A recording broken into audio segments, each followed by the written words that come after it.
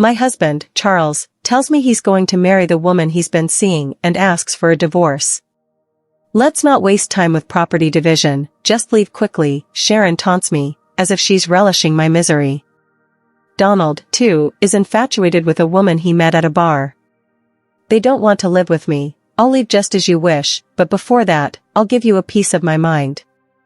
My name is Joy Len, named with the hope of being blessed with much joy.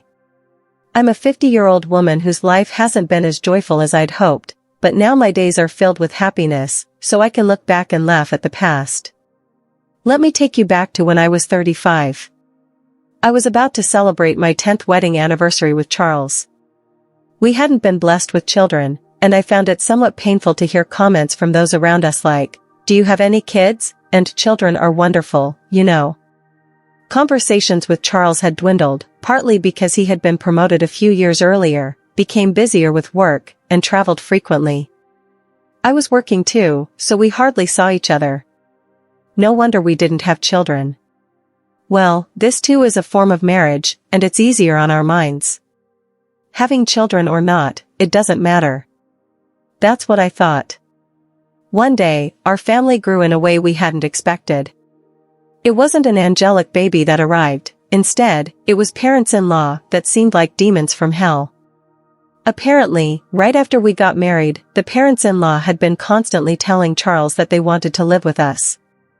Charles weighed the hassle of living together against the hassle of continually refusing. As a result, he decided that living together would be less of a hassle, surprisingly rational or not. Hey, I didn't agree to live together. According to Charles, I'm hardly ever home, so it's fine. It might be fine for you, but still, as Charles said, it's fine if the parents-in-law are good people. I had a hard time with these parents-in-law even before we started living together. They were the ones who persistently asked me, "When are you having kids?" Sharon would always say, "The more children you have, the better," every time we met. But you only gave birth to Charles, right? Living with such parents-in-law, it's a stomach-churning story. I wonder how living together will turn out. My expectations were quickly betrayed, not in a good way. It turned out even worse than I thought. Donald solemnly declared as we started living together, "We won't give you any pension or living expenses." Then Sharon continued with a smile, "Let's go with that arrangement." Wait, what kind of arrangement is that? Charles also said something like, "We both work, so we can manage without receiving living expenses." So, Charles is one of them too. I had never been particularly dissatisfied with Charles until now. I didn't expect much from a husband even before we got married. I thought a husband who doesn't get angry easily and works hard was good enough, but now a wave of complaints that I never had before came rushing in. Moreover, as I lived with the parents-in-law for a while, I gradually understood the reason they wanted to live with us. Donald would often go out somewhere at night. I believed him when he said he was going out to drink with friends, but then I found a point card from what you'd call a nightclub and a business card with Nancy written on it in the laundry. There are various types of bars, but this was clearly a service industry that directly satisfies a man's desires. I see he likes Nancy. I can't believe he's still so energetic at his age, I thought. Of course, I meant it in a bad way. No wonder he can't give us living expenses, he's spending it on Nancy. It can't be helped, no way. On the other hand, Sharon gradually started to harass me. Moreover, she was cunning and intensified the harassment so much so that even I didn't notice at first. At first, I thought she was being kind. I could have endured it if it had just been about the way I fold laundry or season my cooking. But there were times when Sharon called me by the name of Charles's ex-girlfriend. Every time, Sharon would apologize, saying, "I remember her strongly because she was the first girlfriend Charles introduced me to. I didn't do it on purpose. I'm sorry." At first, I thought, Sharon is old, so maybe such things happen, but as it continued, I realized something was off. Speaking of which, every time I took a shower, the bathroom was always dirty. I initially thought the mess in the bathroom was from Charles and the others who had gone in before, but no one complained about the bathroom being dirty, so without a doubt, it must have been Sharon who was in before me. There were other instances too, like when Sharon, mistakenly thinking everyone had already bathed on a snowy day, unplugged the bathtub, leaving me to shower in the freezing cold. She also once took my favorite necklace from the closet without asking and then lost it. Each time, Sharon would say, "I didn't do it on purpose. I just wasn't thinking. I'm sorry." While it's possible to accidentally shower or call someone by the wrong name, taking jewelry without permission is not something that can be brushed off as a mere oversight. I began to suspect that maybe this was all intentional harassment aimed at me. When I saw Sharon angrily sitting at the dining table, saying, "My dinner is late because Joy Lynn came home late," I finally realized it was indeed harassment, albeit subtle. Come to think of it, Sharon hasn't done any housework since she came to our home. She throws her socks inside out into the laundry and tosses bottles into the trash without removing the labels, adding minor inconveniences every time. She complains if meals are late, and if the sheets are messy, and sometimes she even throws things. I finally understood, our home was indeed graced by the arrival of a baby, 2 of them in fact, both big and delightfully. Exhausted from my job as a caregiver, all I wanted was to quickly escape this situation and go to bed. So, I kept silently tolerating Sharon's behavior. I didn't have the energy to argue with anyone. When I returned home, I wanted to rest as quickly as possible, even if it was just for a moment.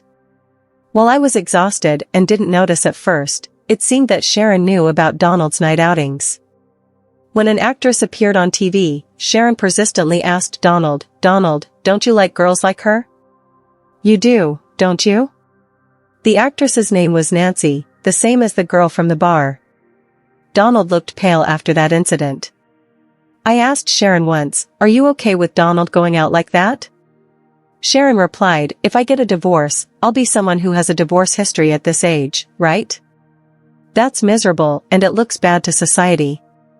Of course, I don't like it, but he's just playing with professionals at the bar, right? If he's not serious, I can accept it." She wasn't holding back from divorce because of her concern for Donald, but rather she feared becoming someone with a history of divorce. I couldn't understand it. Turning a blind eye to infidelity must be causing her significant internal stress, and Sharon's outlet for that stress was harassing me. By harassing me, not only could she vent her stress, but she could also avoid doing housework.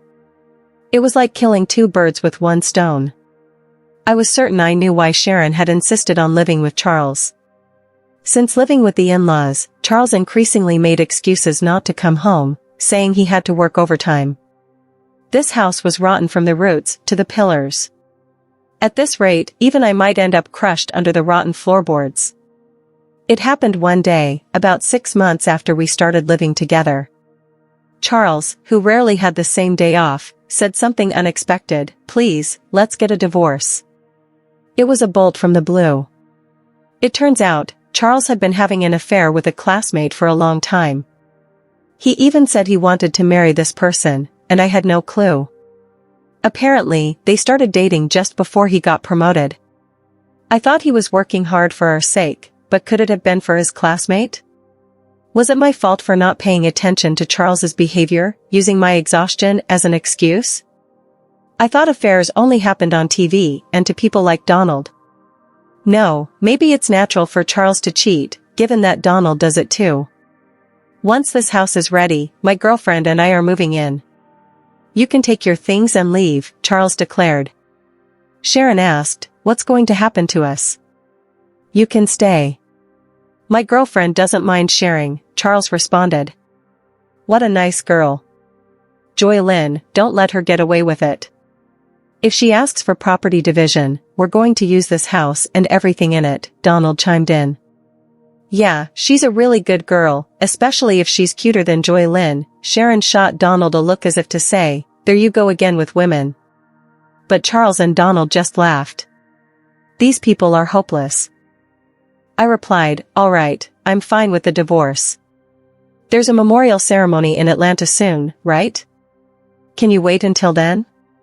"Planning on enjoying the feast at the memorial ceremony, are you?" "How pathetic.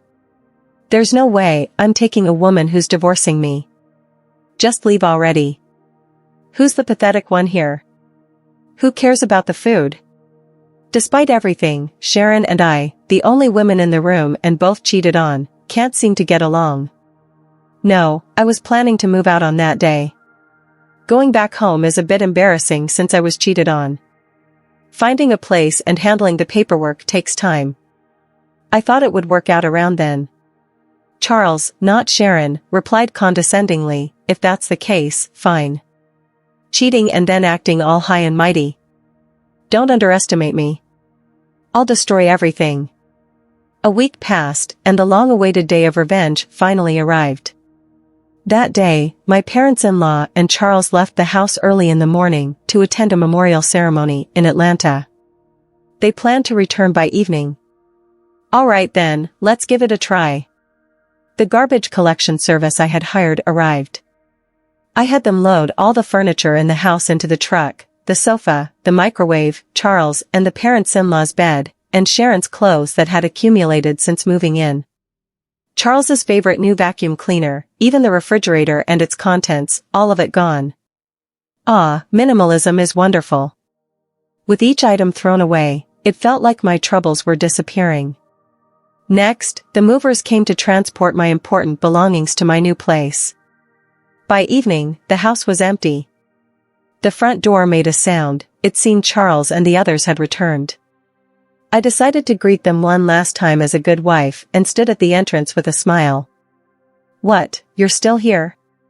Charles frowned openly, so did my parents-in-law. Oh, that's harsh.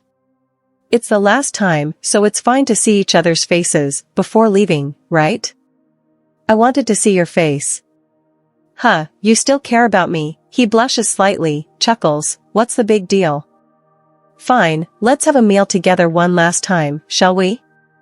Charles, strangely in a good mood, heads towards the living room, saying this, followed by Sharon, who looks exasperated, saying, Charles is so sweet. Donald, on the other hand, turns to me with a proud look, saying, that's my son. I'm baffled. Having a meal, huh? Would have been a nice way to part if there was anything left to eat. Huh, what? The meaning of my words dawned on Charles upon opening the living room door, letting out a silent exclamation. Sharon, annoyed, peeks into the living room after Charles and exclaims, just like him. What? Donald does the same. Wait, why? The fridge? No, even the furniture, appliances too? Why is there nothing anywhere? Of course, I threw them out. The house feels much bigger now, doesn't it? I thought it would be bad to leave old furniture for your new life with your girlfriend. Consider it my parting gift. Threw them out? Why? Weren't you preparing to move? I've already moved. You throw away things you don't need when you move, right? Have you forgotten?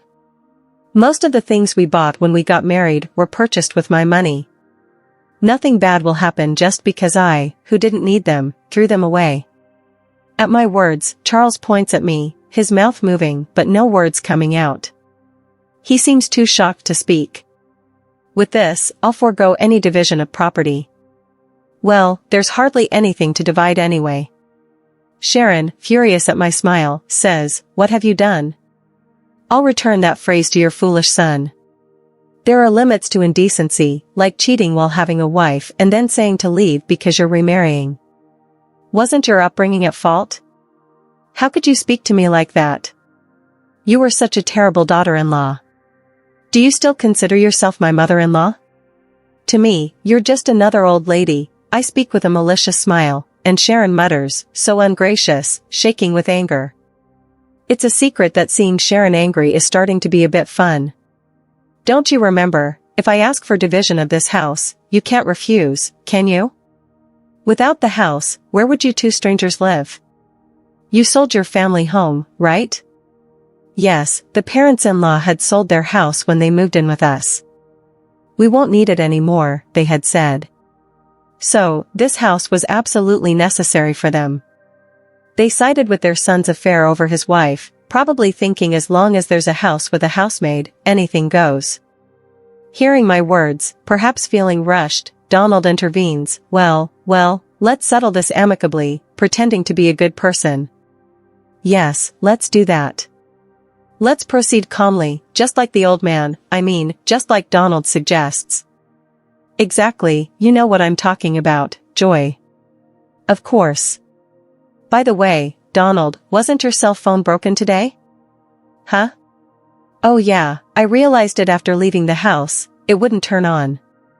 If charging doesn't work, I guess I'll have to consult the store. There's no need for that. Your cell phone is right here. Saying that, I pulled Donald's cell phone from my pocket. Huh? Two identical phones? What's going on? Donald is puzzled. I switched the phones just before you left today. The one I have is the real one, and the one you had is a used one I bought and removed the battery from so it won't turn on. What? Since you aren't tech savvy, I thought you'd just give up easily, thinking it's broken or out of battery. It seems like a huge success. Smiling, I get asked by Donald, why would you do that? Why, you wonder? Well, I have no clue. Speaking of which, you received an email today from your beloved Nancy, saying she had a good time the other day. You email each other daily, right? I'm so jealous of your close friendship. Donald gasps, while Sharon glares at him. So, Donald, you were out with Nancy the other day? Woohoo, more lively than with Sharon. But you should put a lock on your phone if you're cheating, you'll get caught easily. Stop it, Joylyn, this. But I thought cheating is wrong. Charles cheated on me, and it hurt. I know exactly how Sharon feels, so I did something nice at the end. I texted Nancy, I'm bored, let's break up. She was furious. I was dealing with this old man because he conveniently gives me money. Good thing you broke up safely. Oh, by the way, this is Nancy, Sharon, your enemy. Take a good look. Saying that, I showed everyone a photo of Nancy and Donald as I returned the phone. That's when it happened. Charles showed a stern expression no one had seen before. Why? My girlfriend is. Everyone but Charles gasped. What's going on, Charles? What are you to Nancy? No, that's my line, Dad. Why are you taking pictures with Nancy? Because I'm her boyfriend, obviously. No, Nancy is my girlfriend. Isn't your girlfriend your classmate? We just met at a bar and started hanging out. Who would have thought that father and son were dating the same person? This development was also surprising for me. Ignoring Sharon and me, who were in shock, the men started a pointless argument about who was more suitable to be Nancy's boyfriend, which eventually escalated into a full-blown brawl, pulling each other's hair. The brawl ended when Charles pulled out a significant amount of Donald's precious thinning hair. After a glance at the soulless face of Donald, I loudly declared, well, I'm off to my new place. Thank you for everything. I'll be claiming compensation for the affair next time. Bye. I had said there would be no property division, but I didn't mean compensation. Sharon realized that this was a serious affair and, swinging the bag she was holding, began furiously beating Donald in a rage. Donald stood there, head hung low, as if he had been burned out completely, unable to process everything happening all at once. Watching this living hell unfold beside me, I couldn't stop smiling as I hopped on my beloved scooter and left the scene. Although it's a far stretch, in my mind, I felt like Tom Cruise in Top Gun. Oh, it's been a while since I've ridden down such a refreshing night road. This is the best. Later on, when I proposed divorce, including the alimony, Charles said, please wait on the divorce. It seems that Sharon is also considering divorce, and there is a possibility that everyone might lose their homes or their circumstances might change, so he wants to save as much money as possible. He said things like, don't you think it's pitiful for us who once lived together to face such a difficult situation, and we need money now? But I didn't care, so I proceeded with the divorce talks without discussion and took as much money as I could get from Charles and his affair partner when claiming the alimony. I felt a bit like an outlaw, but I hadn't done anything wrong. I had just done what was natural. Well, maybe tampering with someone's phone was slightly wrong. In the end, around the same time as our divorce, it seemed that Sharon also divorced Donald. Apparently, Donald and Nancy's affair had been going on for over 5 years, and Sharon couldn't forgive that. They had a relationship in private as well. I don't quite understand why bar hopping is forgivable, but private relationships aren't. I thought there are various forms of marriage. Well, in the end, we're not married anymore anyway. Donald was sued for alimony by Sharon, and Charles was sued for alimony by me, so the saying blood will out held true, and the in-laws are now all scattered. Sharon, having been cheated on by Donald, seemed to have grown to despise men in general, including Charles, who had abandoned me in a similar manner. As a result, Charles and Sharon, after the divorce, are slowly becoming distant, though they do have minimal conversations. Donald, jobless, turned to Charles for help but was rejected, as Charles himself was barely scraping by. Charles is juggling multiple jobs, while Sharon, who had been a housewife since her early marriage, is experiencing work for the first time with a part-time job. Donald became a part-time worker, living in a cheap hotel. Charles, eager to marry Nancy, learned that she wasn't interested. Nancy saw both Charles and Donald as mere extensions of her bar work, as convenient sources of money. It turned out that Nancy had other men besides Charles in the same capacity. Charles, having been classmates with her, mistook her for being serious and believed she was his destiny, but in reality, it was a foolish and trivial story. In the end, both men were deemed unnecessary by Nancy, even as convenient sources of money, and were discarded. From my perspective, I thought, since I'm leaving, might as well destroy everything in the process, just as I aimed. I'm very satisfied, having witnessed the spectacular collapse of a family. No one in that family valued each other, only caring about themselves, so the outcome was, in a way, inevitable. Essentially, they were a family in name only, lacking any compassion. Now, I think it was good that I got away from that household. On the other hand, while I still come home exhausted from work every day, living alone has freed up my time, as I no longer need to allocate it for someone else.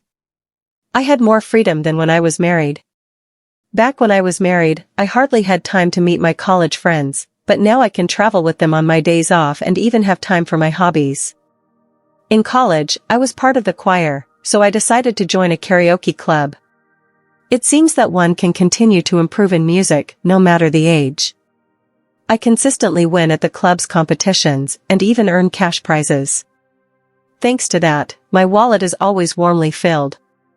At the facility where I work, my colleague suggested hosting a karaoke recreation event since I'm good at it, and it was a huge hit. I received many compliments like "you're so good," and was thrilled to bring smiles to the residents through my personal hobby, something I hadn't expected. By the way, my go-to performances are Unchained Melody and My Heart Will Go On. The lyrics of older songs are just so wonderful. I don't really understand recent songs, but I guess I should study up. Though my days aren't glamorous. I'm surrounded by friendly colleagues, trustworthy friends, and kind residents who feel like family beyond work boundaries. Finally, it seems like I've become the Joy Len I was meant to be. From now on, I aim to be someone who not only receives joy but also shares it with others. Alright, let's do our best at work today. I'll wholeheartedly celebrate the residents' birthdays.